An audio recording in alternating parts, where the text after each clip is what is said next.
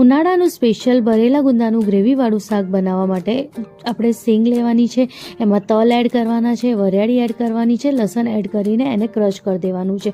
હવે આપણે એમાં શેકેલા ચણાનો લોટ, અમચૂર પાવડર, લાલ મિર્ચ પાવડર, ધનિયા જીરું પાવડર, હળદર પાવડર, મીઠું સ્વાદ મુજબ અને ગોળ એડ કરીને લસણ આદુ મરચાંની પેસ્ટ એડ કરીને હવે એને સરસ રીતે મિક્સ કરી દેવાનું છે. હવે આપણે ગુંદાને ઉપરથી કંઈક જે એની ટોપી હોય એ કાઢી લેવાની છે અને સાફ કરીને એક બાજુ મૂકી દેવાનું છે. હવે એની ઉપરનીથી આવી રીતે ફોડીને એની અંદરની જે ઠળિયા હોય આપણે કાઢીને એને ભરી દેવાનું છે. હવે એનું વઘાર કરવા માટે તેલ લેવાનું છે, એમાં રાઈ, જીરું, હિંગ અને લીમડાનો વઘાર કરવાનો છે. હવે જે આપણે બધા ગુંદાને ભર્યા હતા એમાં આપણે એડ કરી દેવાનું છે. જ્યારે ગુંદા સરસ રીતે ચડી જાય પછી આપણે જે મસાલો બચ્યો છે એ એડ કરવાનો છે.